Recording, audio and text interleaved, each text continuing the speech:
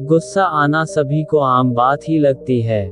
आपको कोई बात बुरी लगी या किसी का बर्ताव पसंद नहीं आया तो गुस्सा आ जाता है।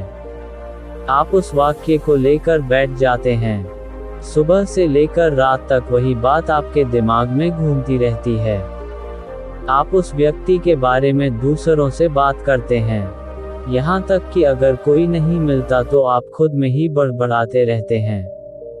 इस तरीके से उस व्यक्ति को कोई हानि हो या न हो, आप जरूर परेशान होते रहते हैं। इस बात की पुष्टि कई किस्से कहानियों में मिलती है। गौतम बुद्ध के प्रचलित प्रसंगों में से एक प्रसंग ऐसा है जिसमें एक व्यक्ति ने बुद्ध का बहुत अपमान किया था।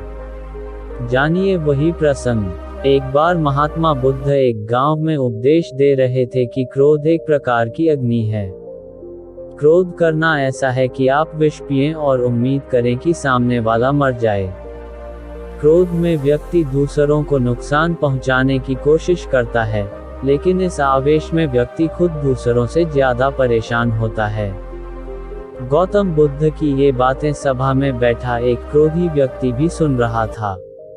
उसे क्रोध के बारे में कही गई बुद्ध की बातें बिल्कुल भी अच्छी नहीं लगी। शांत बुद्ध को देखकर वह और क्रोधित हो उठा। उसने उनके पास आकर उनके मुंह पर थूक दिया।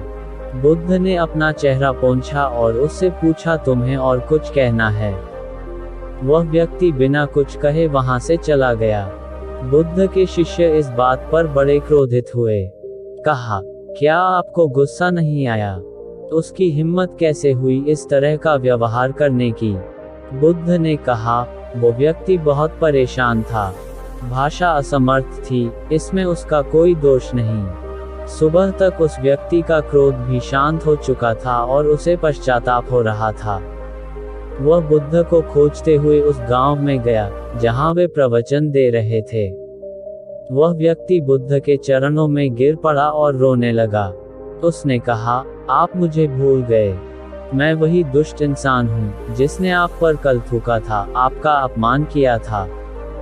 बुद्ध ने हंसकर कहा, कल की बातें तो मैं कल ही छोड़ आया हूँ। मैं क्रोध करता तो उससे तुम्हें कोई फर्क नहीं पड़ता, सिर्फ मेरा दिल दुखता। हर बुरी बात या घटना को याद रखा जाएगा तो जीवन और भविष्य दोनों ही ठहर जाएंगे और परेशानियां बढ़ेंगी। इस कहानी का सार यही है कि हमें भी बुरी बातों को छोड़कर आगे बढ़ना चाहिए। किसी के लिए मन में कुंठा पालकर बैठना किसी समस्या का हल नहीं है। इससे आप अपने आप को जकड़ लेते हैं, जबकि दूसरा शख्स बिना किसी परेशानी के घूमता रहता है। दोस्तों, अगर उद्देश्य अच्छा लगा तो प्लीज वीडियो को लाइक और चैनल को सब्सक्राइब कर देना। धन्यवाद।